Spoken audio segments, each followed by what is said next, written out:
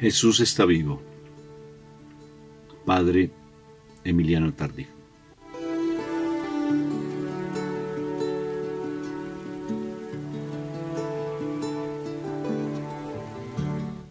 Presentación. Es imposible dejar de hablar de lo que se ha visto y oído. Es juzgar digno y necesario levantar la voz a todo el mundo proclamando algunas de las maravillas que el Señor ha hecho en estos últimos años. Estas líneas son una alabanza y una acción de gracias a todos los que, de alguna manera, hemos sido beneficiados por la gracia de Dios a lo largo de este ministerio de evangelización, acompañado de signos, milagros y curaciones. Esto es un testimonio. El Evangelio, antes de consignarse por escrito, fue proclamado y aún antes vivido.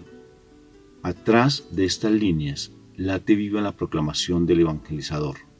Casi podemos escuchar la voz del predicador, pero sobre todo podemos encontrarnos con aquel que es el Evangelio mismo, Cristo Jesús, que es el mismo ayer, hoy y siempre. Él es el centro de estos renglones.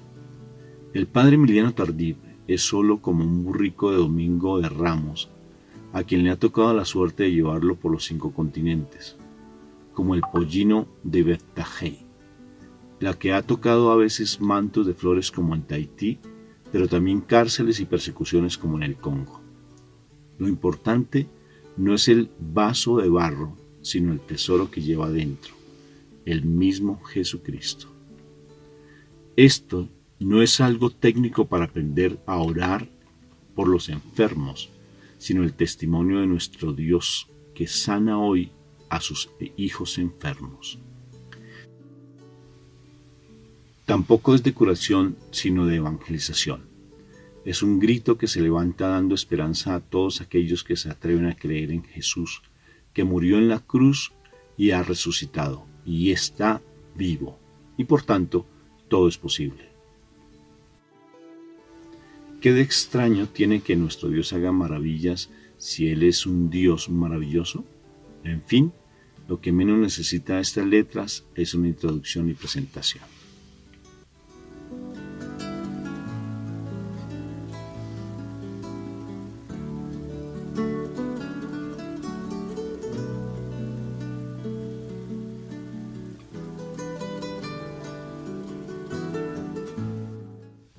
Tuberculosis pulmonar. En 1973, yo era provincial de mi congregación, Misioneros del Sagrado Corazón, en la República Dominicana. Había trabajado demasiado, abusando de mi salud, y en los 16 años que tenía como misionero en el país, pasé mucho tiempo en actividades materiales, construyendo iglesias, edificando seminarios, centro de promoción humana, de catequesis, etc. Siempre estaba buscando dinero para edificar casas y para dar alimento a nuestros seminaristas. El Señor me permitió vivir todo ese activismo y por un exceso de trabajo caí enfermo. El 14 de junio de ese año, en una asamblea de movimiento familiar cristiano, me sentí mal, muy mal. Tuvieron que llevarme inmediatamente al Centro Médico Nacional. Estaba tan grave que pensaba que no podía pasar la noche. Creí realmente que me iba a morir pronto. Muchas veces había meditado sobre la muerte y predicado sobre ella, pero nunca había hecho el ensayo de morirme, y esto no me gustó. Los médicos me hicieron análisis muy detenidos, detectándome tuberculosis pulmonar aguda. Al ver que estaba tan enfermo, pensé volver a mi país, Quebec, Canadá, donde nací y vive mi familia. Pero estaba tan delicado que no podía hacerlo entonces. Tuve que esperar 15 días bajo tratamiento con reconstituyentes para realizar el viaje. En Canadá me internaron en un centro médico especializado, donde los médicos me volvieron a examinar, pues querían estar bien seguros de cuál era mi enfermedad. El mes de julio se la pasaron haciendo análisis, biopsia, radiografías, etc., Después de todos estos estudios, confirmaron de manera científica que la tuberculosis pulmonar aguda había lesionado gravemente los dos pulmones. Para examinarme un poco más, dijeron que tal vez después de un año de tratamiento y reposo podría volver a mi casa. Un día recibí dos visitas muy peculiares. Primero, llegó un sacerdote directo de RND, revista Notre Dame, que me pidió permiso de tomarme unas fotografías para el artículo Cómo vivir con una enfermedad. Aún, él no se despedía cuando entraron 5 seglares de un grupo de oración de la Renovación Carismática. En República Dominicana me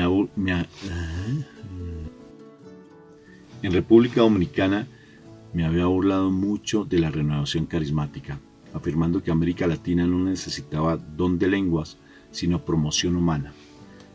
Y ahora ellos venían a orar desinteresadamente por mí. Estas visitas tenían dos enfoques totalmente diferentes. El primero, para aceptar la enfermedad. El segundo, para recobrar la salud. Como sacerdote misionero, pensé que no era edificante rechazar la oración, pero sinceramente la acepté más por educación que por convicción. No creía que una simple oración pudiera conseguirme la salud. Ellos me dijeron muy convencidos: vamos a hacer lo que dice el Evangelio, impondrán las manos sobre los enfermos y estos quedarán sanos. Así que oremos y el Señor te va a sanar. Acto seguido, se acercaron todos a la mecedora donde yo estaba sentado y me impusieron las manos. Yo nunca había visto algo semejante y no me gustó. Me sentí ridículo debajo de sus manos y me daba pena con la gente que pasaba afuera y se asomaba por la puerta que se había quedado abierta. Entonces interrumpí la oración y les propuse: si quieren, vamos a cerrar la puerta. Sí, padre, ¿cómo no?, respondieron. Cerraron la puerta, pero Jesús había entrado. Durante la oración yo sentí un fuerte calor en mis pulmones. Pensé que era otro ataque de tuberculosis y que me iba a morir, pero era el calor del amor de Jesús que me estaba tocando y sanando mis pulmones enfermos. Durante la oración hubo una profecía. El Señor me decía: yo haré de ti un testigo de mi amor. Jesús vivo estaba dando vida, no solo a mis pulmones, sino a mi sacerdocio y a todo mi ser. A los 3 o 4 días me sentía perfectamente bien.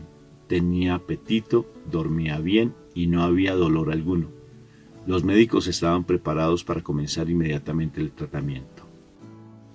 Sin embargo, ningún medicamento le respondía de acuerdo a mi supuesta enfermedad. Entonces, mandaron traer unas inyecciones especiales para gente cuyo organismo no es normal, pero tampoco hubo reacción alguna. Yo me sentía bien y quería regresar a casa, pero ellos me obligaron a pasar el mes de agosto en el hospital buscando por todos lados la tuberculosis que se les había escapado y no podían encontrar.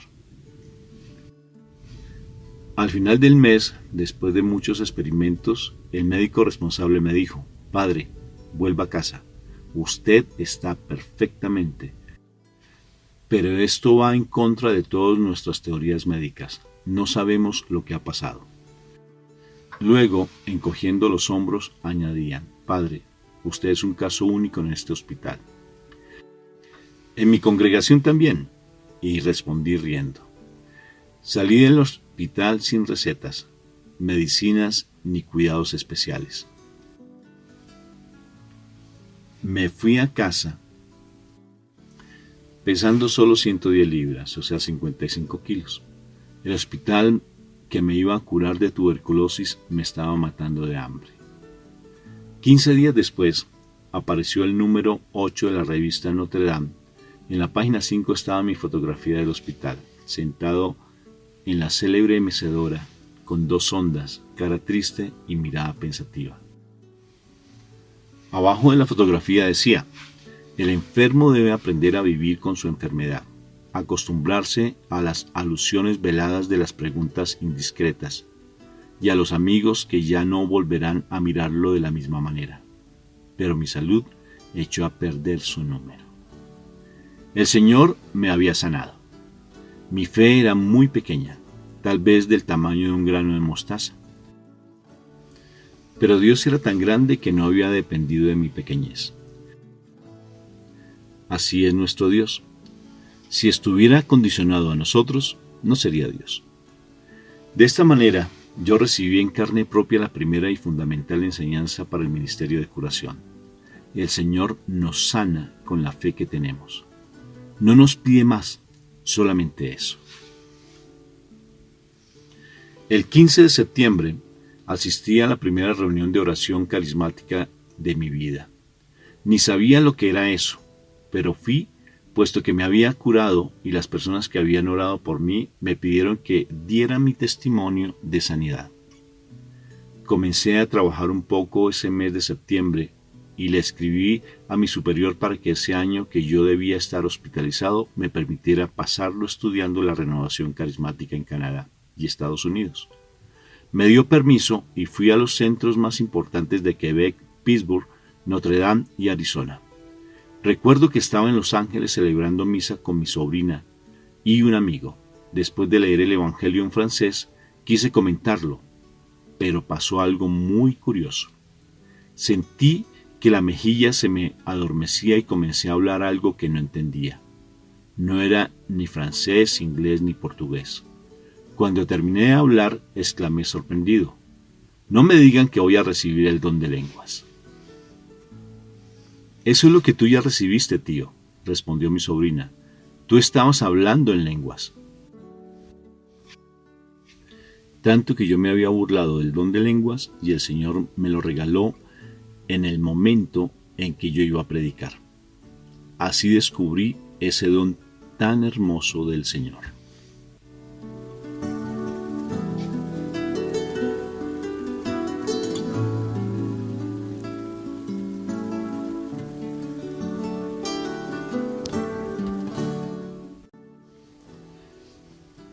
Segundo, Nahua y Pimentel. Nahua.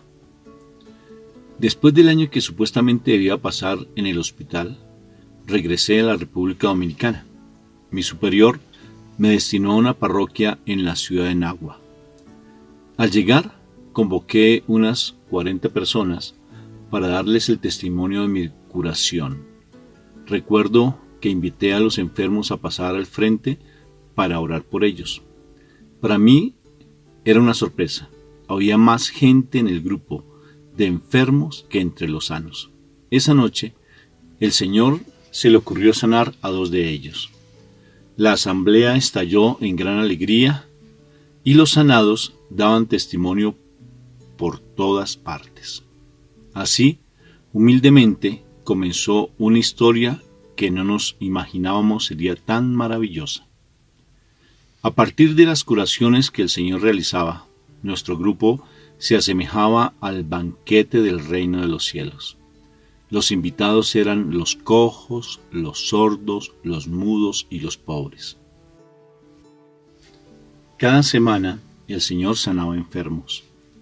En agosto sanó a doña Sara, que tenía cáncer de la matriz. Ella estaba desahuciada y la habían regresado del hospital para que muriera en su casa.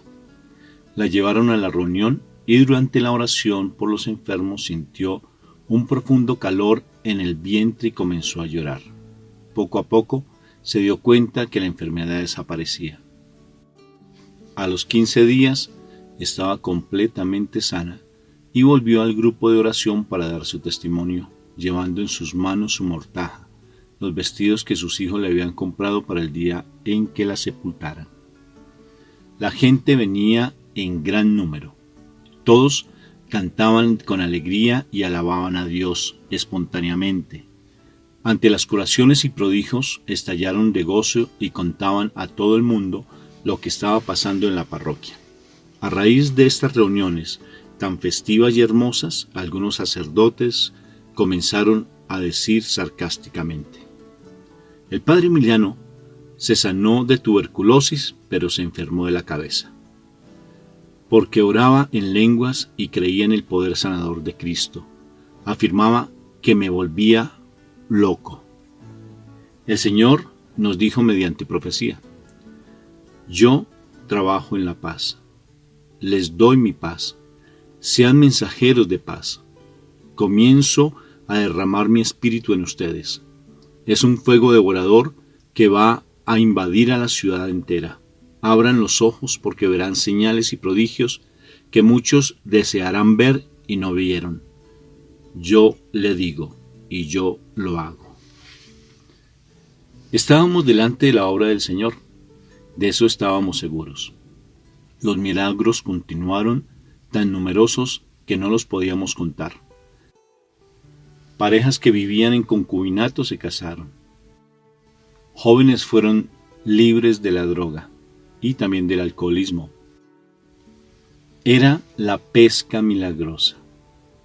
Después de haber pasado mucho tiempo lanzando el anzuelo, ahora el Señor llenaba tanto las redes que hasta se me imaginaba que la barca se hundiría. Lucas 5:7. Jesús estaba liberando a su pueblo de las cadenas de la esclavitud. Los jóvenes que no se interesaban por la iglesia y la fe comenzaron a encontrar y a proclamar que Jesús era su libertador. En un retiro parroquial proclamábamos a Jesús y luego orábamos por la salud de los enfermos durante la Eucaristía. La primera palabra de conocimiento que tuve fue: aquí hay una mujer que está siendo curada de cáncer. Ella siente un fuerte calor en su vientre. Seguí orando y hubo otras palabras de conocimiento que fueron confirmadas por los testimonios. Sin embargo, nadie reportó la primera.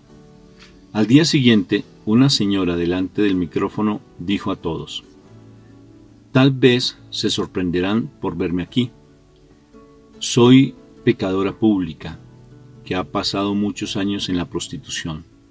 Ayer quise venir a la misa de sanación, mas por la vida que he llevado, me dio vergüenza entrar y me quedé un poco lejos, atrás en la empalizada.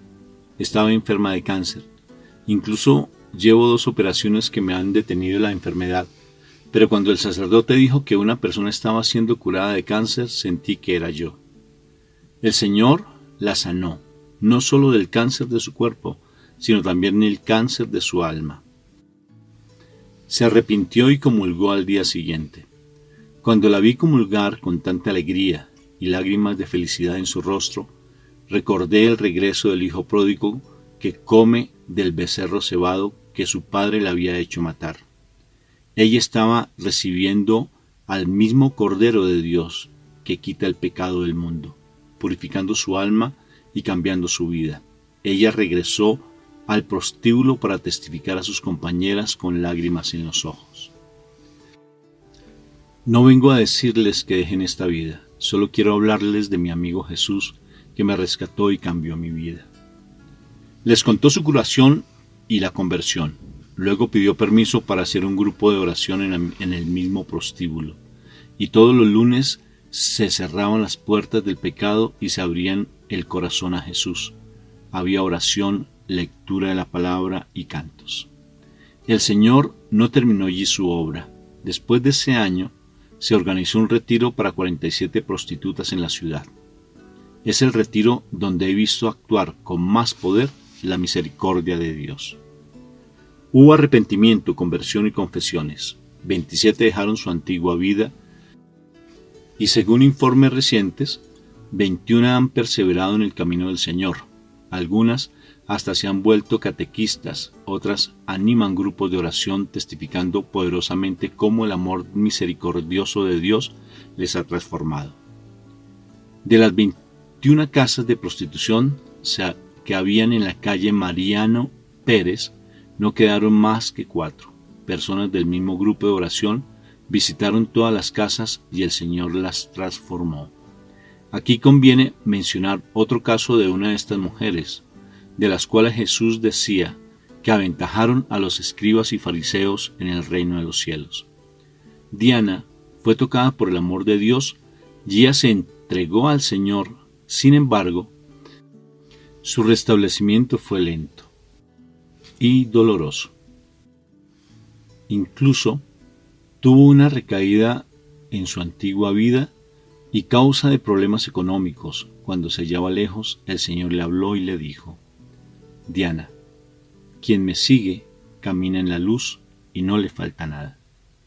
Ella se arrepintió y volvió al Señor, hasta que se hizo catequista y hoy día testifica con gran poder en los retiros de misericordia del Señor, formando parte de un equipo de evangelización, y ya quisieran muchos sacerdotes tener el poder que ella tiene para proclamar la vida nueva en Cristo Jesús.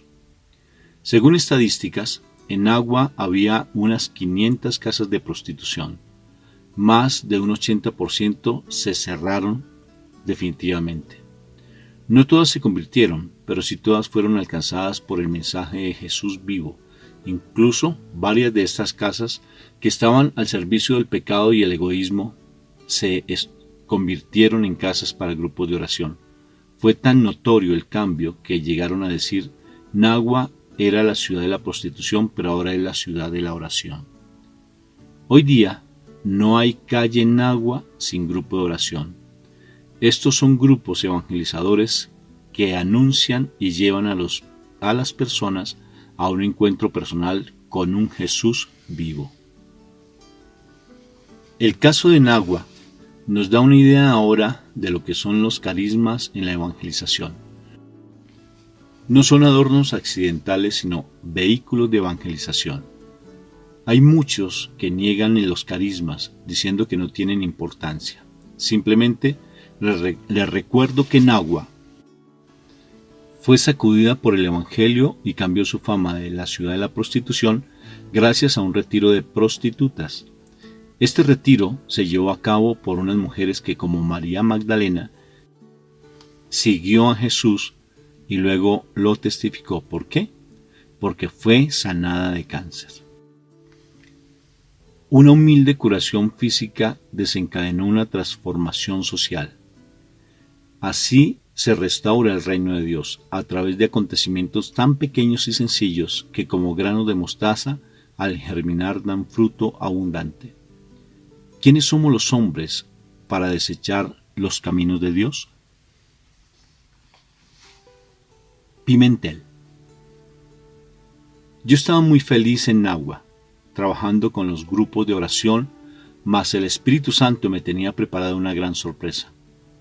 En verdad que los caminos de Dios son diferentes a los nuestros, Isaías 55:8, pero incomparablemente mejores de lo que podemos pedir o pensar, Efesios 3:20. El padre provincial me pidió suplir temporalmente a un párroco que se iba de vacaciones. Simplemente me costaba mucho trabajo dejar Nagua. Siempre queremos asegurarnos con lo que tenemos, y este es el gran enemigo para abrirse a las sorpresas del Espíritu. La vida en el Espíritu es una vida de despojo, de no hacer nuestras las cosas de Dios, ni siquiera lo que llamamos nuestro ministerio. Estamos llamados a ser eternos peregrinos que viven en tiendas provisionales, dispuestos siempre para el viaje, sin boleto de regreso. Solo cuando nada poseemos es cuando somos capaces de tenerlo todo. El 10 de junio de 1974 llegué a mi nuevo destino, Pimentel, que es un pueblo simpático situado en el centro del país y enmarcado por una fértil llanura, generosa en arroz, papa, cacao y naranja. Gracias a las aguas del río Cuava, el pueblo es apenas cruzado por un valle sin pavimentar donde transitan burros y uno que otro automóvil o un tractor.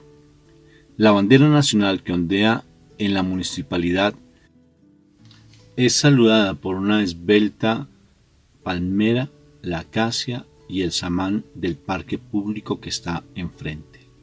Del otro lado se levanta la parroquia de San Juan Bautista, cuyo nombre me hizo pensar en mi misión, como la de todo evangelizador, es de ser un precursor que anuncia la venida del Salvador. El Espíritu Santo me había traído aquí para ser testigo de la luz de Cristo resucitado. Al llegar, me entrevisté con el párroco, que ya tenía sus maletas hechas. Solo le pedí que me diera permiso de organizar un grupito de renovación, porque sin oración no podía trabajar. A él no le gustó, tenía miedo. No me lo negó, porque yo le iba a suplir para que fuera de vacaciones, pero me dijo: está bien, haz el grupo, pero sin carismas. Bueno, le contesté, los carismas no los doy yo, eso viene del Espíritu Santo.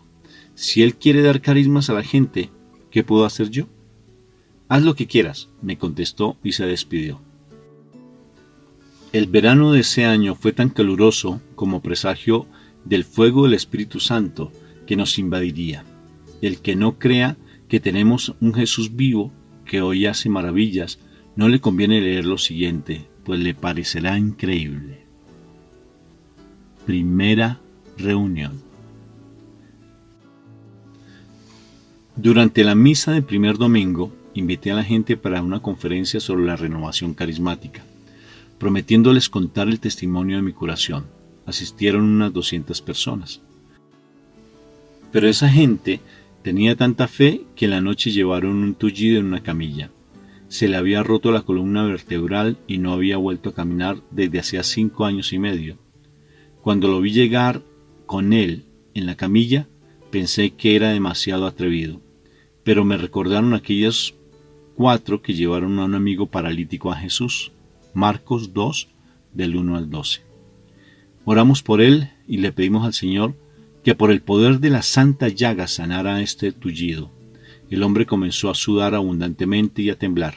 Entonces recordé que cuando el Señor me sanó, yo también sentí mucho calor, así que le ordené: el Señor te está sanando, levántate en el nombre de Jesús.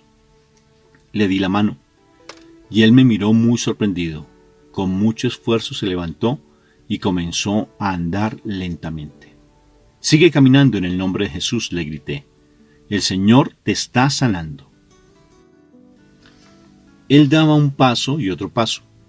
Llegó hasta el sagrario y llorando daba gracias a Dios. Todo el mundo alababa al Señor mientras el curado salía llevando su camilla debajo del brazo. Ese día otras 10 personas también fueron curadas por el amor de Jesucristo. ¿Qué sed tiene la gente de oración? Se acercaban a nosotros para pedirnos que les enseñáramos a orar. Como Jesús, debemos enseñarles orando con ellos. No podemos desaprovechar esa maravillosa oportunidad. Si nosotros habláramos menos del Señor y habláramos más de Él, qué pronto se transformaría en nuestro mundo. Es cierto que al Señor le agrada que hablemos de Él, pero más le gusta que hablemos con Él. Segunda reunión. El siguiente miércoles llegaron más de 3,000 personas. Entonces realizamos la reunión en la calle porque no cabían en la iglesia. Como no se podía hacer asamblea de oración con tanta gente, prediqué media hora antes de la celebración eucarística por los enfermos. Había allí una mujer llamada Mercedes Domínguez. Tenía 10 años, completamente ciega. Durante la oración por los enfermos, sintió un intenso frío en los ojos. Regresó a su casa muy emocionada, diciendo a todo el mundo que podía ver un poco. Al día siguiente amaneció completamente sana. El Señor le abrió los ojos y ella abrió la boca para testificar por todas partes su maravillosa curación. Esta sanación impresionó mucho a todo el pueblo. Tercera reunión. Imagínense lo que sucedió la tercera semana. Nos fuimos al parque al aire libre para celebrar la gloria del Señor. Era como cuando Jesús llegaba a Cafarnaún o Betsaida. El mismo Jesús vivo llegaba a nuestro pueblo. El parque parecía la piscina de Besatá, llena de enfermos, ciegos, cojos, paralíticos esperando su curación. Juan 5:1-3. Besatá significa casa de la misericordia. Pimentel, el más pequeño de los pueblos, se había convertido en el lugar escogido por Dios para mostrar su misericordia. El misterio de curación es el misterio de la misericordia de Dios. Esa noche había más de 7,000 personas. Hicimos lo mismo, predicar el amor de Jesús, que Él estaba vivo en la iglesia y seguía actuando con signos y prodigios. Celebramos la misa y de nuevo el Señor comenzó a sanar enfermos. Era algo casi exagerado. Sucedió como en las bodas de Caná, que el Señor se le pasó la mano con el vino. Le sobró tanto que se podía organizar otra boda. Cuando le pedimos algo, Él nos da todo porque Él no tiene límites en su poder ni en su amor. Él no sana solo a 2 ni a 3. Son cantidades enormes. La policía estaba muy molesta porque tenía que trabajar horas extras tratando de controlar el excesivo tráfico en el pueblo tan pequeño. Entonces los oficiales fueron ante el jefe de policía a pedirles que prohibieran esas reuniones. El jefe abrió las manos y le respondió con una sonrisa. Yo también hubiera querido suspenderlas, pero mi esposa se curó en unas reuniones de estas. Ella tenía 12 años enferma y fue tocada por el amor de Dios. Después de algunos días, ambos recibieron el sacramento del matrimonio. ¡Qué maravilloso es el Señor! El Señor había previsto todo. En vez de suspender la reunión, tuvimos 12 policías extras para dirigir el tráfico durante el siguiente miércoles. Cuarta reunión. Era 9 de julio, aniversario de mi regreso a la República Dominicana. Desde las 9 de la mañana llegaron autobuses y camionetas con gente de todo el país. Hasta los taxistas nos hacían propaganda, pues los convertían también a ellos. Esa tarde habían unos 20,000 personas en oración. Por tanta gente nos tuvimos que subir al techo donde colocamos el altar y las bocinas. ¿Saben ustedes cómo se vengó Dios de la policía que quería acabar con la reunión? Esa noche curó a un policía que sufría un derrame cerebral que lo tenía semi-paralizado. A partir de esto, teníamos a toda la policía completamente de nuestra parte. En verdad que la forma de terminar Dios con los problemas es mejor que la nuestra. Una señora, conocida por todo el pueblo, tenía 16 años sorda, se curó completamente. Sintió primero un zumbido y luego se dio cuenta que oía perfectamente la predicación. Al día siguiente fue al mercado y un empleado le dijo a otro compañero: «Allí va la sorda, vamos a hacerle una broma moviendo la boca, pero sin pronunciar ninguna palabra». Pero ella alcanzó a oír lo que decían y les contestó muy contenta: «No, señores, ya no estoy sorda porque Cristo me sanó anoche». Aparte de estar curada, daba testimonio del poder de Dios con mucho buen humor. Un hombre que no podía caminar sino gateaba también se curó en esa ocasión. Hubo derroche de milagros y prodigios. Vimos a todos, para vivir a todo calor, en vivo y en directo, lo que cuenta el Evangelio. Era Jesús resucitado caminando entre nosotros y salvando a su pueblo. Esa noche hubo más de 100 curaciones según los testimonios recibidos. Quinta reunión. Para la quinta reunión, nuestro equipo de sonido resultó insuficiente. La policía calculó en base a los metros cuadrados de aquella multitud, eran más de 42,000 personas. Vino gente desde Puerto Rico, Haití y de todas las parroquias del país. Las calles estaban llenas, los tejados abarrotados y las pequeñas carreteras congestionadas con autobuses, automóviles y camionetas. La gente aumentó tanto por la simple razón de que el Señor Jesús no había cambiado todavía su manera de trabajo. Mientras nosotros buscábamos métodos pastorales más eficaces y acordes con nuestros tiempos, el Señor continuaba con el suyo. Él recorría las Galileas sanando a los enfermos. Entonces las multitudes le seguían y él les predicaba la palabra de salvación. Lucas 6, 17, 23. Hoy sigue siendo lo mismo. Sana a los enfermos, la gente se reúne por miles y nosotros proclamamos el reino de Dios. Es sencillamente el evangelio que se repite. Comencé a asustarme un poco, pues esa pobre gente quería tocarme y que orara por cada uno de ellos. Esa noche me arrancaron todos los botones de mi saco y por poco me aplastan.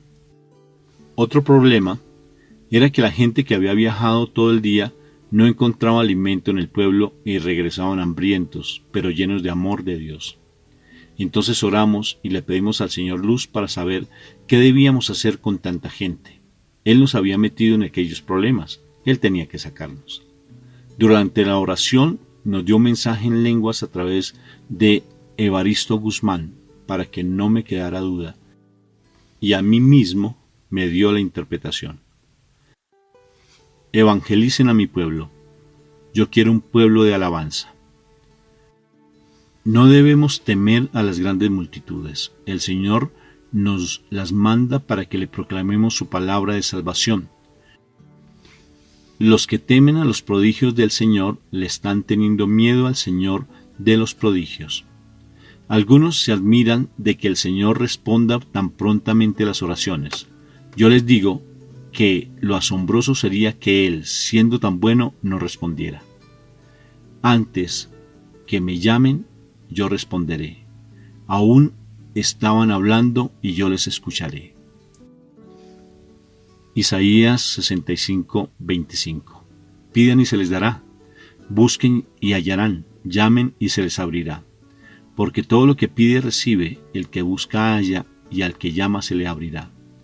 ¿Qué padre hay entre ustedes que si su hijo le pide pan, le da una piedra? ¿O si pide pescado, en vez de pescado le da una culebra? ¿O si pide un huevo, le dan un escorpión? Si pues ustedes, siendo malos, saben dar cosas buenas a sus hijos, y cuánto más el Padre del cielo les dará el Espíritu Santo a los que se la pidan. Lucas 11, 9, 13. ¿Qué pensaba Monseñor Antonio Flores, obispo de La Vega, de todo esto? Él estaba abierto, pero inquieto ante tanta publicidad de la prensa, la radio y la televisión. Fui a visitarlo y lo encontré en la capilla. Oramos juntos y estuvimos de acuerdo en dividir la inmensa asamblea en pequeños grupos, como lo había hecho antes en Agua. Yo regresé feliz porque el Espíritu Santo, el obispo y yo estábamos en completo acuerdo para dividir aquel grupo.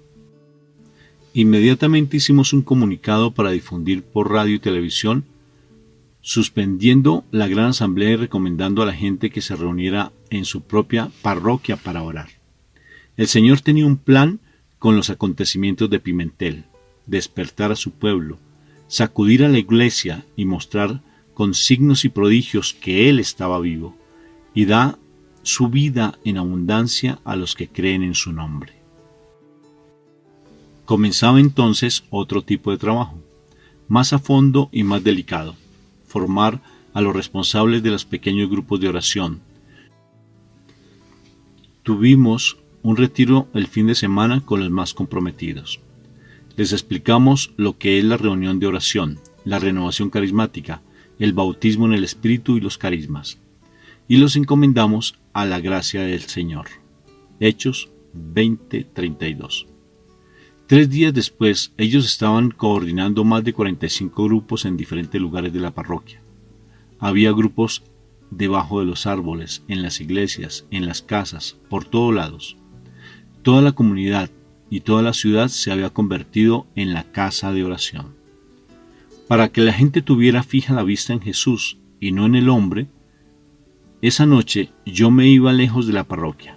El Señor, sin embargo, se quedaba y seguía curando a los enfermos.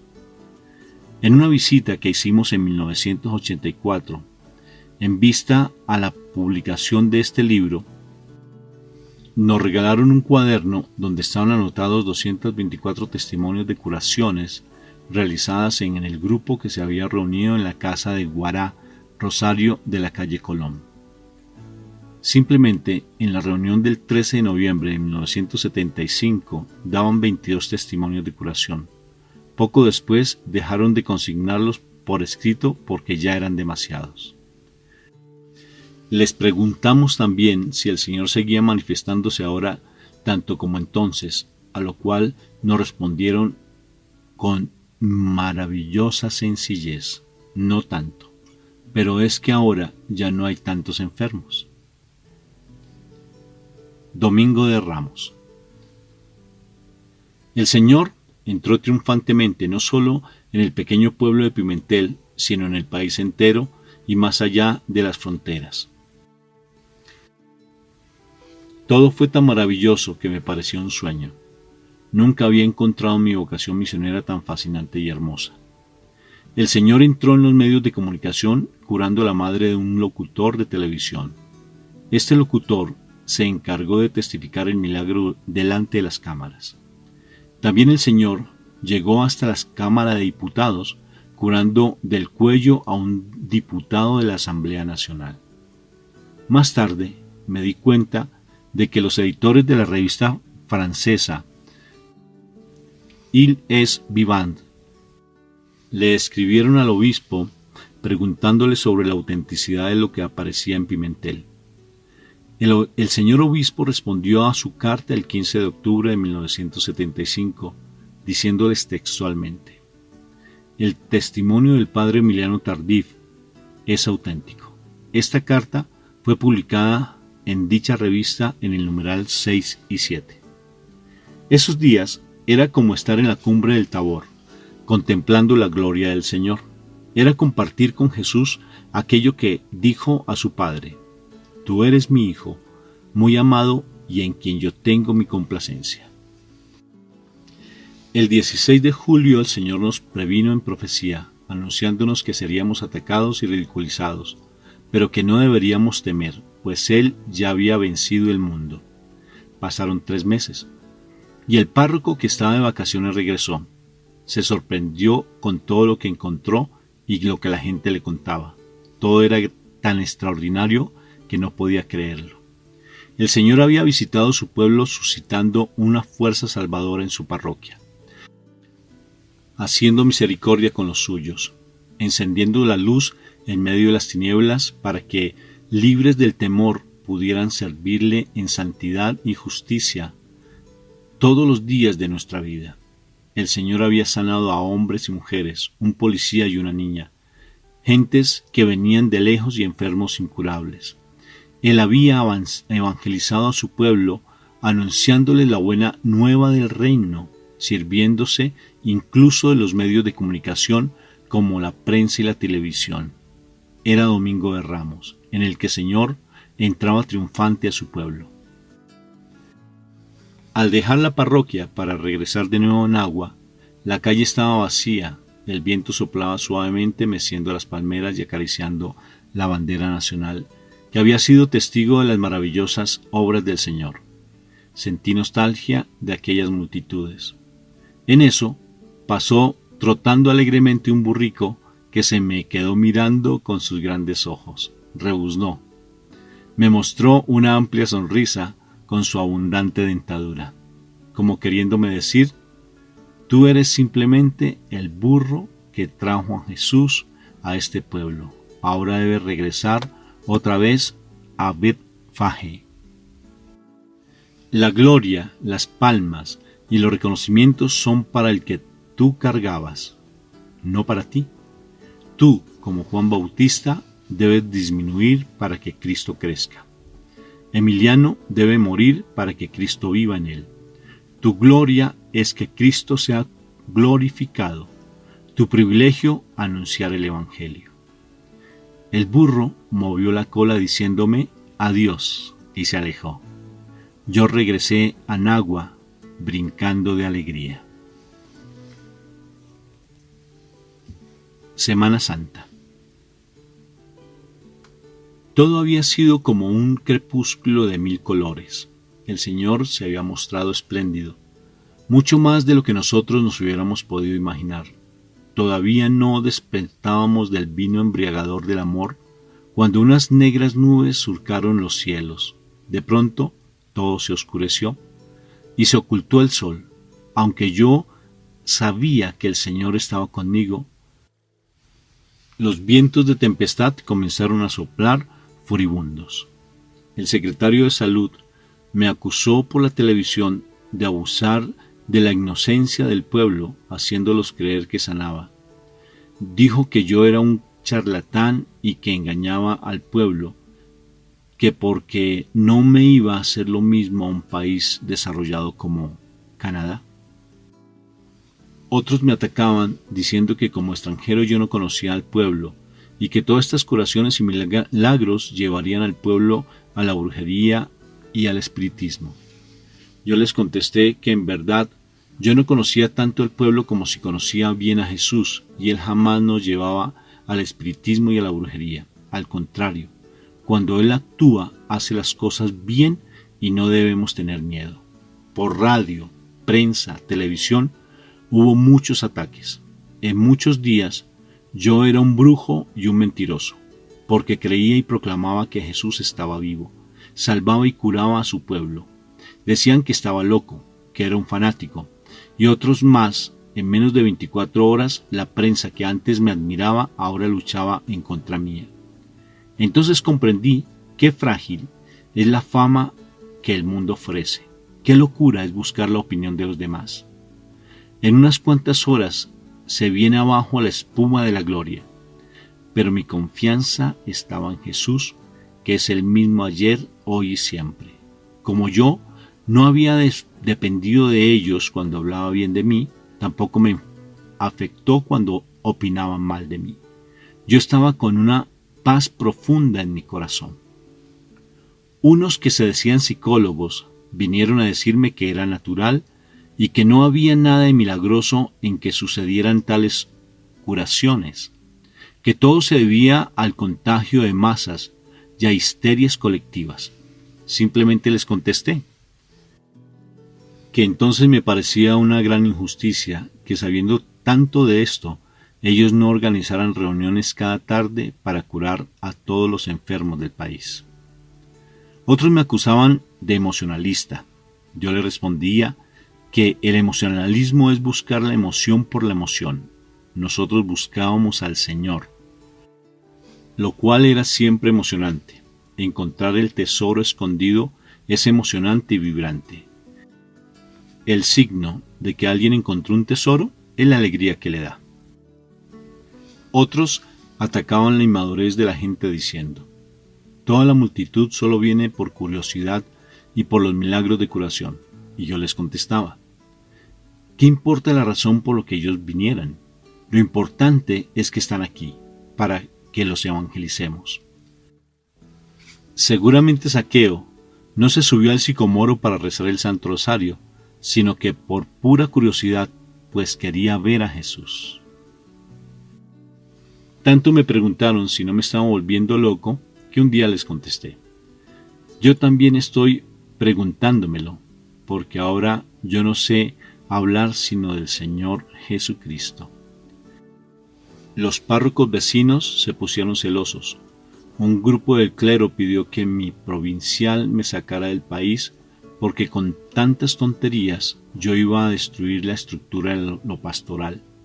Yo les contestaba que Jesús no había sido enviado a salvar las estructuras pastorales, sino a salvar a su pueblo, y que eso era lo único que él estaba haciendo en medio de nosotros.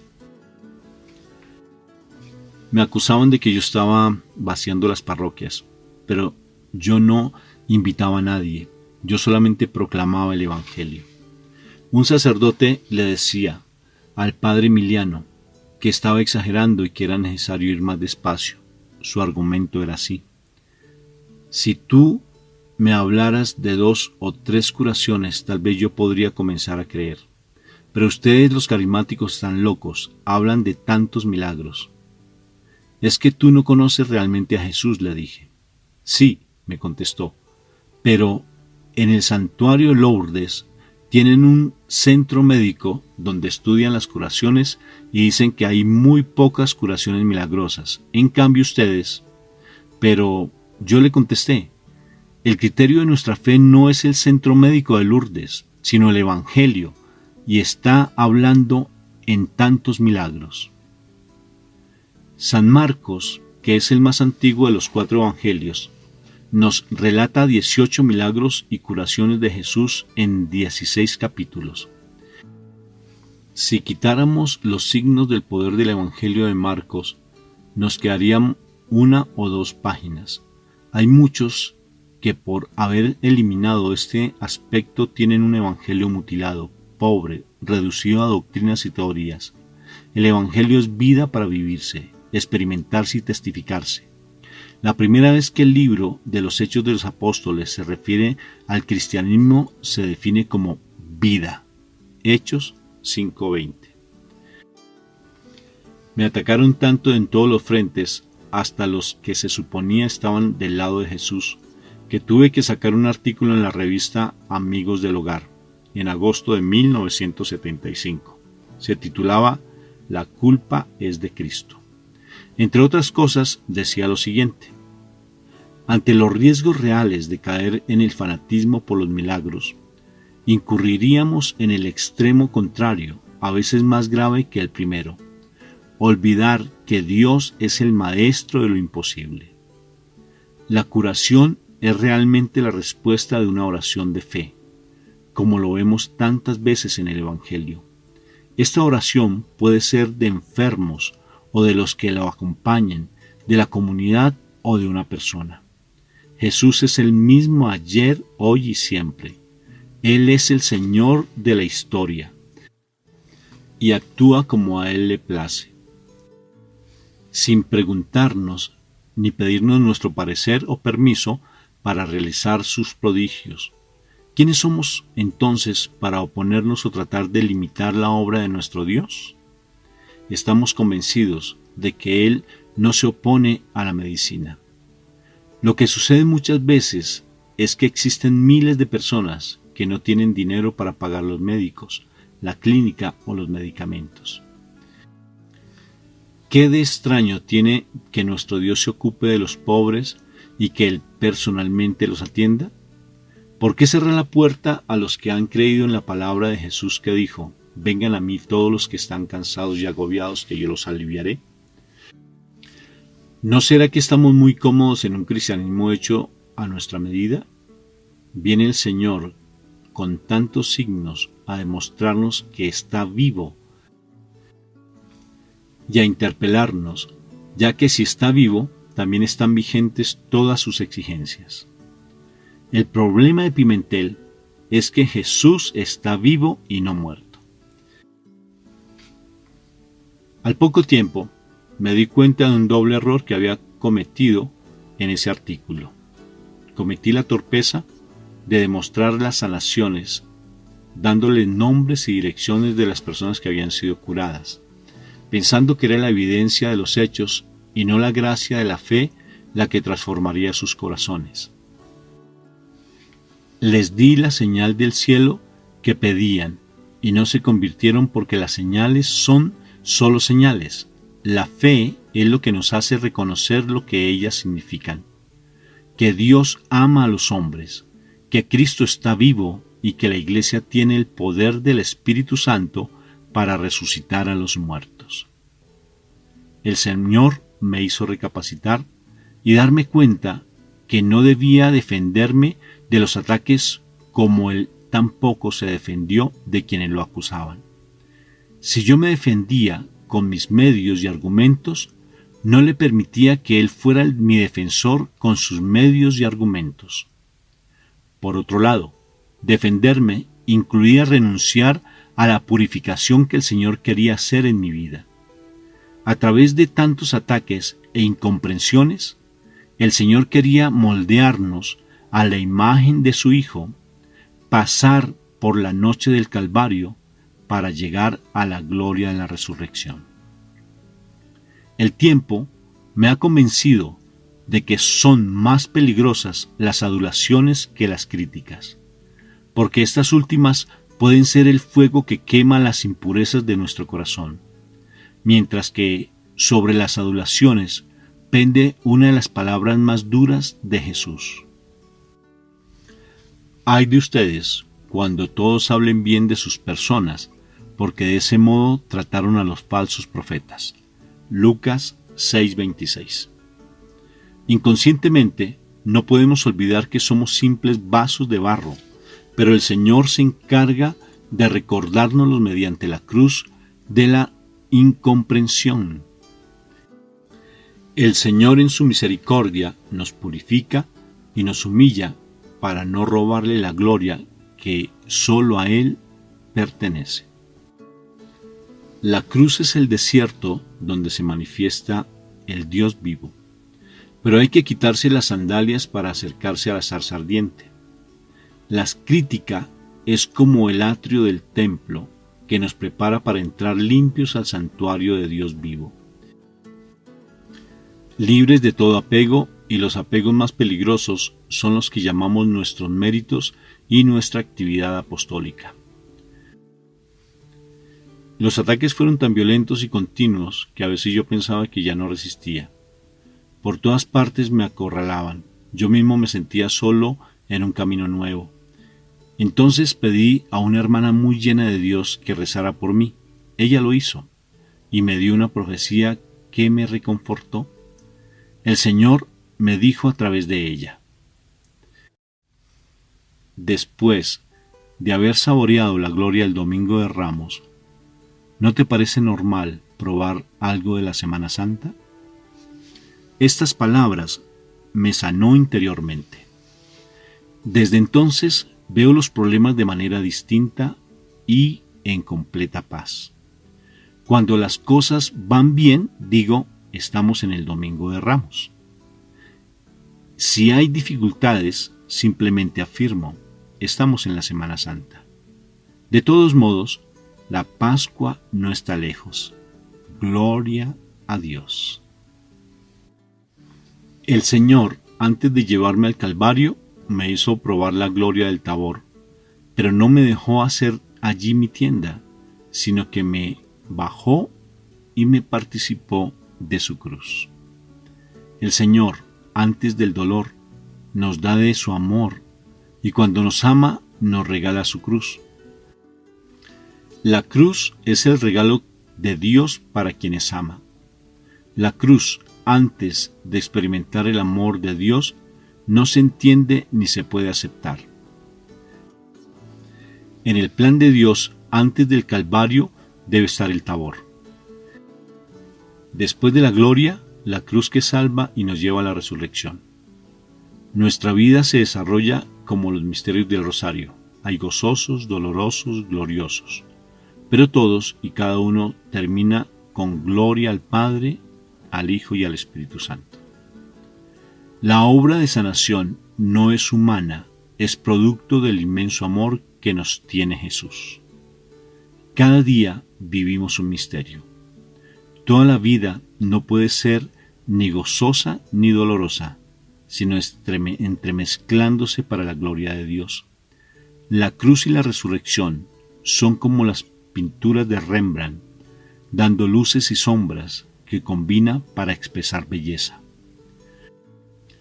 Nuestro pueblo estaba dormido por un letargo de pasividad. Vino el Señor y sacudió todo. La gente iba a consultar a los sacerdotes para preguntarles por estas cosas. Entonces ellos tenían que leer e informarse para dar respuestas adecuadas. Hasta la comisión episcopal se reunió para dar una declaración. Esto era muy importante para mí. Yo estaba cierto que la obra era de Dios, pero necesitaba el discernimiento de los obispos. Para mí, ellos eran la voz de Dios. Publicaron una declaración titulada "El Papa aprueba y estimula las reuniones de oración carismática". Luego, como subtítulo, decía: Monseñor Pepén, secretario nacional del episcopado, aprueba la obra del Padre Tardif. Cuando yo lo leí, me dio gusto, pero también me dio risa y dije: la obra no es mía. Como San José, yo estaba seguro que esa vida que había germinado en el seno de la iglesia no era la mía. Sin saber cómo ni por qué, recibí una invitación de Monseñor Carlos Talavera para predicar un retiro sacerdotal en Guadalajara, México. De allí han venido surgiendo otras invitaciones para proclamar las maravillas del Señor en otros países de América Latina. Comienzo a vislumbrar que se avecina una era gloriosa para la Iglesia. Creo que ha llegado el tiempo de predicar en los terrados, es decir, fuera de los recintos sagrados, porque la gente ya no cabe en nuestros templos. El Señor nos lleva hasta los confines de la tierra para dar testimonio de que Él está vivo. Después de un viaje a Panamá, volví a mis tareas parroquiales. Al día siguiente me preparé para visitar una comunidad perdida en la montaña. El viaje lo tenía que hacer en un burro. Mientras caminaba lentamente mi burro, iba yo pensando, qué maravillosos son los caminos de Dios. En avión o en burrico, siempre somos sus mensajeros. 10,000 o 70,000, todos son hijos suyos.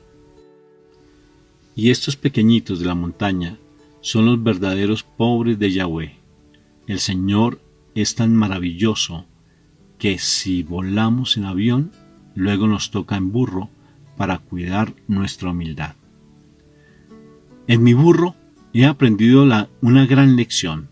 Estamos llamados a ser como un pollino que lleva a Jesús a Jerusalén el Domingo de Ramos. Nuestra vocación es ser portadores de Cristo Jesús. Somos vasos de barro que llevamos un precioso tesoro en nuestro corazón. En todos los lugares a donde llevemos a Jesús sucede lo mismo. Los ciegos ven, los cojos andan, los leprosos quedan limpios, los sordos oyen, los muertos resucitan y se anuncia la buena nueva a los pobres. Lucas 7:22. Antes nos afanábamos en dar alimento a un pueblo que no tenía hambre de Dios. Lo peor era que nosotros mismos no habíamos saboreado el pan de la vida eterna. Ahora no nos damos abasto, la mies es mucha y demasiada, pero el Señor es aún más grande y poderoso. El Señor prendió la mecha y ahora es un fuego que nadie puede extinguir. Es también un río de agua viva que está inundando a la iglesia, purificándola, renovándola y santificándola. Numerosas parejas que vivían en concubinato tomaron conciencia de que no podían seguir viviendo así. Descubriendo la importancia del sacramento, se han preparado seriamente para recibirlo y vivirlo. En un año celebramos 306 matrimonios, cifra inusitada en otros tiempos. El mayor milagro de todos los que he podido presenciar en este año es que el Señor ha provisto de obreros a su viña. Ya son muchos los catequistas, ahora tenemos tantos que nuestra responsabilidad es formarlos y capacitarlos para que transmitan la buena nueva. En Pentecostés de 1976, éramos 120 catequistas pidiendo una nueva efusión del Espíritu sobre todos nosotros. El Espíritu ya no era solo un don para gozarlo en lo profundo del corazón, sino especialmente una fuerza para anunciar al mundo que Cristo vive y da vida a los que creen en su nombre. He comenzado a recibir cartas desde Francia, Sudamérica, Filipinas. Otros me escriben desde países que desconozco dónde quedan en el mapa. A veces recibo correspondencia en idiomas y signos que no entiendo. Como no comprendo lo que dicen, simplemente pongo en manos del Señor estas cartas y le pido que, como Él sí las entiende, las conteste, por favor. No recuerdo haber tenido nunca tan buena salud como la de ahora. Como de todo, duermo bien, trabajo mucho y me siento perfectamente. El Señor me ha devuelto la salud completa y yo se la entrego al servicio de la evangelización de su pueblo. Sin embargo, creo que el don más grande que Él me ha dado es el de la alegría. Soy feliz, tiempo completo. Nunca había vivido mi sacerdocio tan plenamente como ahora.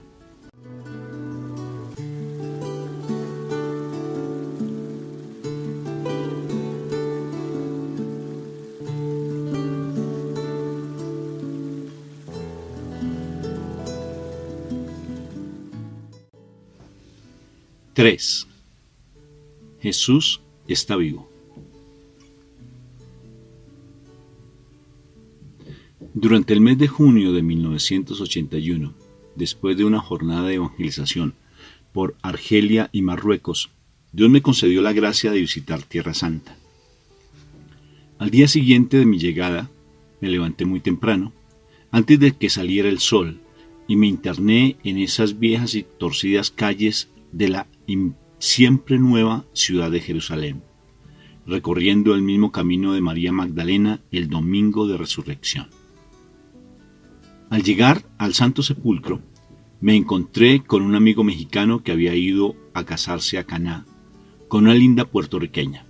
Al entrar en el monumento, él nos hizo notar una inscripción escrita en griego que decía: ¿Por qué buscan entre los muertos al que está vivo?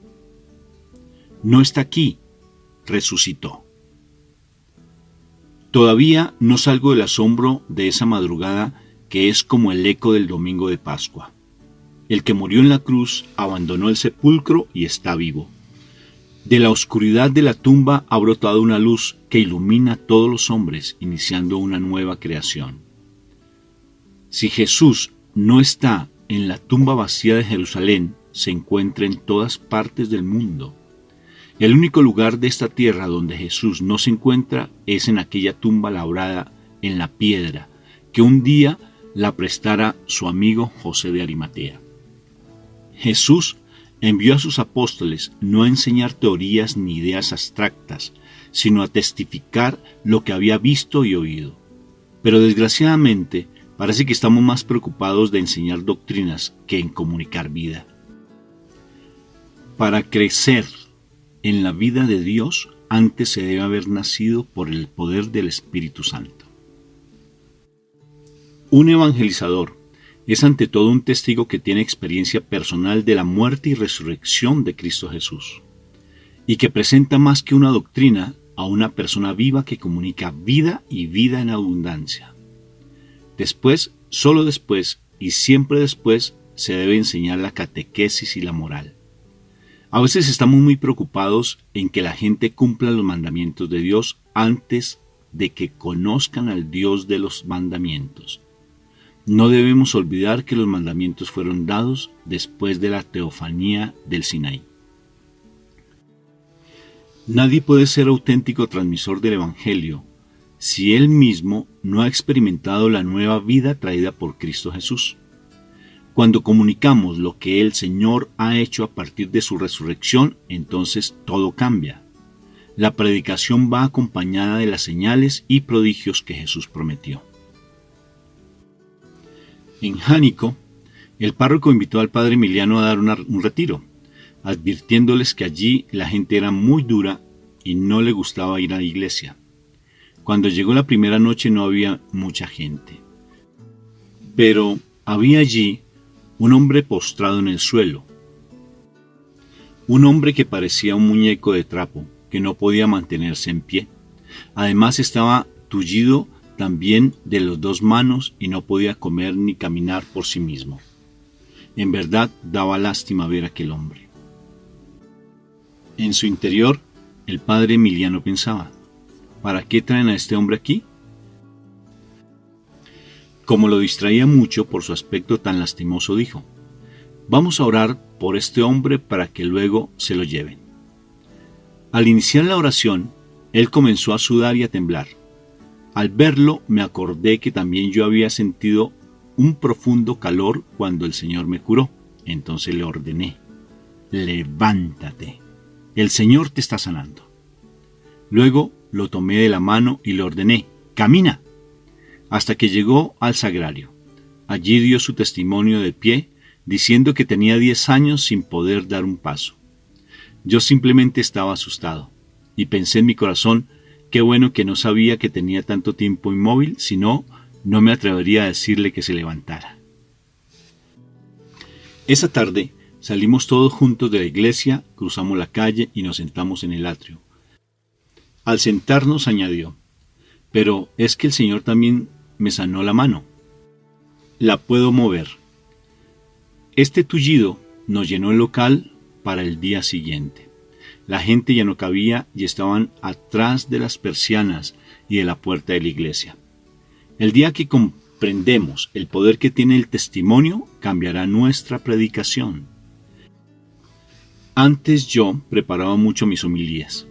Estudiaba autores clásicos y los teólogos modernos.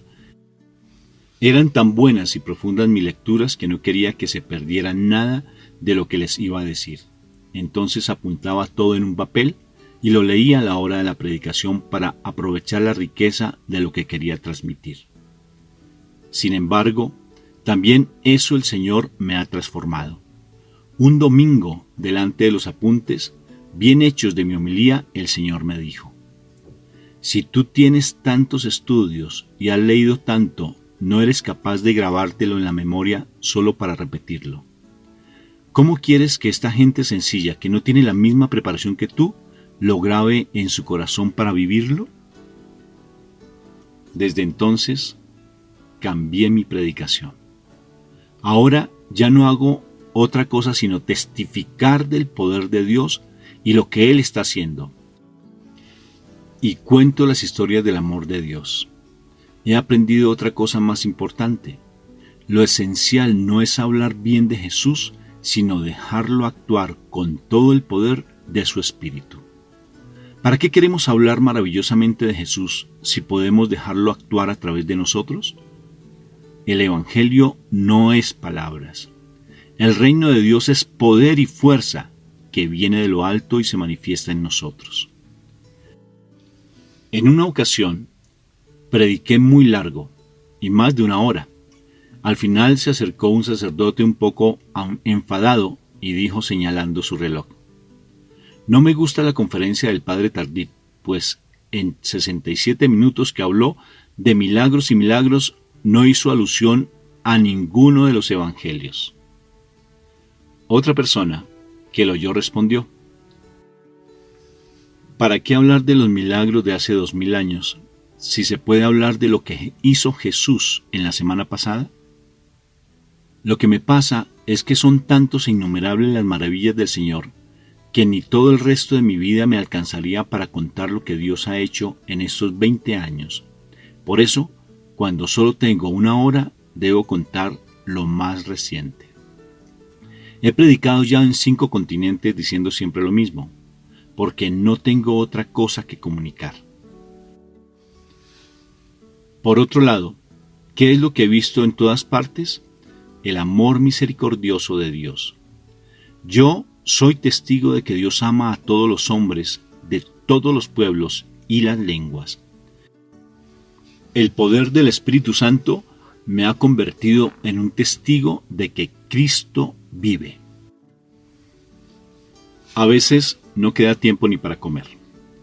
Después de muchas horas de viaje y cansados, entramos directamente a trabajar, pero el Señor manifiesta su fuerza a través de nuestra debilidad.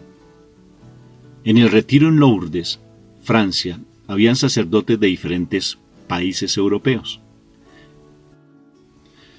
Era muy cansado después de las conferencias sentarse a confesar para luego seguir con otras conferencias y la liturgia. Después de una charla, se acercaron algunos sacerdotes para confesarse. El primero fue un sacerdote holandés que no hablaba bien el francés. Al terminar de confesarse, me pidió: Padre, ¿puede orar por mi sanación? Estoy mudo del oído izquierdo.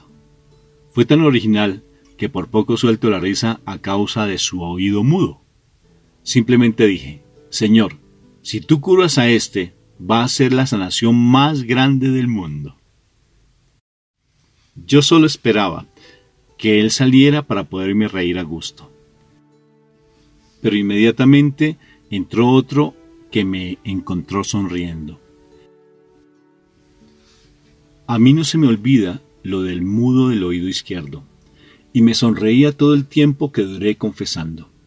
Después los sacerdotes comentaban: qué feliz es el padre Emiliano. A pesar de tanto trabajo, está siempre contento. Otros afirmaban: qué gusto da confesarse con el sacerdote que te recibe con una sonrisa. El Señor se sirvió del mudo del oído izquierdo para mostrar que Él es un Dios de alegría, que nos recibe contentos cuando nos acercamos a Él. No cabe duda que nuestro Dios tiene buen humor.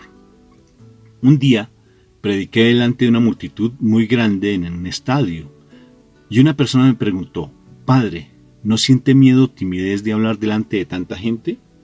Con una sonrisa le contesté: cuando se tiene la seguridad de transmitir una buena noticia, se puede subir uno a aterrados, testificar en cárceles, predicar en los estadios. Yo simplemente doy testimonio de lo que he visto.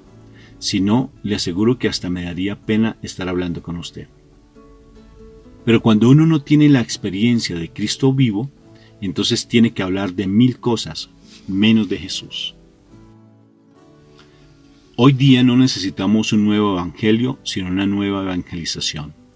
Es decir, proclamar con poder y eficacia que Cristo vive, no repitiendo teorías que oímos o leímos, sino con el testimonio de la propia experiencia. Hoy día debemos evangelizar con el poder del Espíritu, acompañando nuestra predicación con signos y prodigios que deben ser normales en la presentación del Evangelio. En el Congreso de Montreal, en junio de 1977, había más de 65,000 personas que llenaban el Estadio Olímpico en la misa de clausura. Estaba el cardenal Roy, 6 obispos y 920 sacerdotes. Por otro lado estaba el alcalde de la ciudad y junto al altar había más de 100 enfermos en sillas de ruedas. Hicimos la oración por los enfermos. Todo el estadio alababa a Dios cuando de pronto una mujer, Royce Aimé, que tenía 11 años sufriendo esclerosis, se levantó de su silla de ruedas y comenzó a caminar a la vista de todos. De otro lado se puso de pie un hombre y otros más allá y unos más. 12 tullidos se levantaron de una silla de ruedas y comenzaron a caminar. La gente aplaudía y llenos de emoción lloraban. El mismo alcalde de la ciudad sollozaba como un niño, porque cuando Dios se manifiesta no hay hombre grande, todos son pequeños. Él lloraba de felicidad y de emoción. Otro día, el periódico principal de la ciudad decía: estupefacción en el Estadio Olímpico. Los cojos andan, los paralíticos caminan. Le Journal de Montreal titulaba: los postrados en sus camas se levantan y andan. Lo sorprendente no es que se hayan sanado los enfermos. Lo extraño sería que no se hubieran curado. Lo raro sería que Jesús no cumpliera su promesa. Recuerdo que el día siguiente me entrevistaron por televisión y me preguntaban: ¿usted cree que todas esas curaciones se deben al contagio de masas, la emoción y los aplausos de la gente? Yo les contesté: bueno, entonces ustedes me tendrían que explicar a mí por qué en ningún partido de béisbol o de fútbol se ha levantado ningún paralítico ni los cancerosos se sanan cuando gana su equipo favorito. La única respuesta es que Jesús resucitó y está vivo hoy en medio de nosotros. No busquemos otras explicaciones porque siempre nos perderemos. Un día estaba comiendo cuando alguien me preguntó indiscretamente: Padre, ¿usted está seguro que tiene el don de curación? Yo no podía contestar inmediatamente, así que todos se me quedaron mirando, esperando mis respuestas. Entonces dije: bueno, estoy seguro que tengo la misión de evangelizar. Los signos y las curaciones acompañan siempre la predicación del Evangelio. Yo simplemente predico y oro, mientras que Jesús sana a los enfermos. Así hemos hecho un buen equipo de trabajo y nos complementamos muy bien. Los planes del Señor a veces me causan risa, pues me parece que tiene buen humor cuando pone a un simple cura de pueblo a predicar ante grandes teólogos y en diferentes países. Yo no les enseño nada, solo les doy testimonio de la misericordia del corazón de Jesús. En 1981 prediqué un retiro para 320 sacerdotes en Lisieux, Francia, junto con el padre Albert de Montleón. Allí había muchos sacerdotes muy inteligentes, otros muy críticos, y no faltaban los escépticos. Después de una maravillosa exposición del padre de Montleón, me tocaba hablar a mí. Me sentía muy pequeño delante de aquellos hombres tan sabios, con tantos títulos académicos. Me sentía pobre delante de los cardenales Suenens y Renard, allí presentes. Entonces oré al Señor y le dije: Señor, ¿qué hace aquí un cura de un pueblito insignificante de una isla tan pequeña, que estos hombres tan sabios no saben ni dónde queda? No me dejes solo aquí, por favor, Señor. Afortunadamente, aquella primera noche el Señor curó a un sacerdote que sufría de flebitis, y con eso acabaron las discusiones. Recuerdo cómo él se levantaba el pantalón y enseñaba sus dos piernas completamente sanas. Este testimonio sirvió más para manifestar la gloria de Dios que mis pobres conferencias. El cardenal Renard, sorprendido por las curaciones y maravillas del Señor, se puso en pie y dijo: es difícil para nosotros aceptar la misteriosa acción del Espíritu Santo, porque somos tan racionales y a menudo tan racionalistas. Todos nosotros somos, quien más, quien menos, pequeños hijos de Descartes, e incluso hay un pequeño Voltaire en cada uno de nosotros. Por eso, se nos hace tan difícil asimilar la acción del Espíritu que sopla como quiere, sin limitarse a los moldes racionales de nuestra lógica. Le ponemos unos rieles para que camine por ellos y él vuela al margen de los mismos. Le ofrecemos unos conductos por donde él inspire, pero él sopla de lado. El Espíritu Santo no sigue nuestros parámetros pastorales. Obviamente, necesitamos una metodología pastoral, pero la base de toda pedagogía de fe consiste precisamente en aceptar que nosotros no somos quienes dirigimos su acción, sino Él la nuestra. Toda metodología debe ser lo suficientemente permeable para que el Espíritu pueda usarla hasta transformarla. Los dones del Espíritu Santo son diferentes y actuales. Tal vez a causa de nuestro racionalismo y por falta de fe, pensamos que esos dones son asuntos del pasado. El mundo actual está buscando a los hombres del Espíritu, a los profetas cristianos inspirados por el Espíritu, pero si no los encuentra, se encaminará entonces tras los iluminados, lo cual es demasiado peligroso. La Iglesia es un Pentecostés permanente y no una racionalización permanente. Estas últimas palabras del cardenal me hacen recordar una anécdota. Un día estaba Jesús con sus discípulos y le preguntó: ¿y ustedes quién dicen que soy yo? Simón Pedro se levantó y contestó: tú eres la teofonía escatológica que sustenta ontológicamente la intencionalidad de nuestras relaciones subconscientes e interpersonales. Jesús abrió los ojos llenos de sorpresa y preguntó: ¿Qué? Y Pedro no pudo repetir porque se le había olvidado.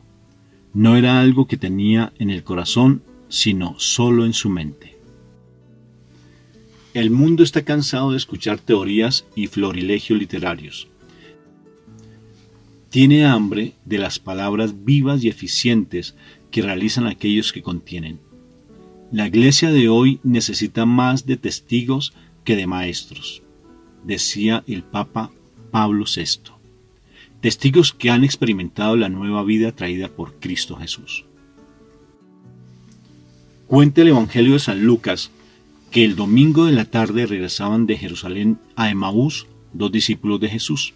Iban tristes y abatidos porque con la muerte del Maestro habían quedado sepultadas todas sus esperanzas de restauración. El mismo Jesús se les unió en el camino y uno de ellos, llamado Cleofás, comenzó a dar una cátedra de cristología al mismo Jesús, a quien no era capaz de reconocer. Recordó vivamente cada uno de los hechos milagrosos y sus palabras, narró su cruenta muerte en la cruz, de la que había sido testigo todo el pueblo, pero cuando llegó al tema de la resurrección, ya no pudo dar su propia experiencia y se limitó a repetir lo que unas mujeres decían que unos ángeles habían dicho. Así hay predicadores en la iglesia, que solo repiten lo que los teólogos han escrito o que sus maestros les enseñaron en las aulas, pero ellos no tienen experiencias personales de la resurrección de Cristo Jesús. Mientras no se haya tenido ese encuentro personal con Jesús resucitado, se estarán repitiendo teorías y enseñanzas que unos dijeron que otros habían dicho. Estamos llamados a ser testigos de lo que predicamos. Mas, para ser auténticos testigos se necesita tener experiencia personal de lo que se proclama, haberlo vivido en carne propia. Un día, llevaron al padre Emiliano a conocer el majestuoso conjunto hidroeléctrico de Itaipú, en Paraguay. Fue impresionante. Los hombres y hasta los camiones parecían insignificantes hormigas delante de aquella gigantesca cortina de concreto de la presa. Se produce tanta energía eléctrica allí que alcanza para todo el país y parte de Brasil y Argentina. Al anochecer que regresamos, le llamó mucho la atención darse cuenta de algunas casitas de los trabajadores de las plantas que carecían de corriente eléctrica y eran apenas iluminadas por unas tenues velas de cera. A unos cuantos metros de las turbinas y generadores más grandes del mundo no había luz eléctrica sino velas. Es que les hacía falta la conexión que les trajera la energía a sus casas. Eso mismo sucede a veces con nosotros. Nuestra vida, en vez de ser iluminada con energía eléctrica, la alumbramos con velas porque no estamos conectados con Jesús, que es la luz del mundo. Incluso hay quienes trabajan en las oficinas de la iglesia, pero les falta la luz en sus corazones. Nos pasa como esos turistas que frente a un hermoso paisaje sacan su cámara fotográfica Polaroid, toman su foto y luego, en vez de admirar el paisaje en vivo y ser cautivos por él, se quedan viendo la fotografía en el papel. Hay muchos cristianos que se han quedado con la fotografía estática de Jesús y no lo conocen cara a cara, porque nunca han tenido un encuentro personal con él. Solo repiten lo que han oído y leído, pero no tienen una experiencia de su vida nueva. La vida eterna consiste precisamente en conocer, es decir, experimentar a Dios y a su enviado Jesucristo. Un verdadero evangelizador es el que presenta su testimonio personal, su experiencia propia de salvación y puede dar fe de que Jesús está vivo porque ha tenido un encuentro personal con él, como los apóstoles que afirmaron: no podemos dejar de hablar de lo que hemos visto y oído. Hechos 4:20. Un verdadero evangelizador no es el que habla de Jesús, sino el que es capaz de presentar a un Jesús vivo delante de los evangelizadores para que ellos digan como los samaritanos: ahora ya no creemos por tus palabras, sino porque nosotros mismos hemos visto y experimentado que Jesús es el Salvador del mundo. Mas nadie podrá transmitir la vida de Cristo resucitado si antes él mismo no ha experimentado que Jesús está vivo en el día de hoy.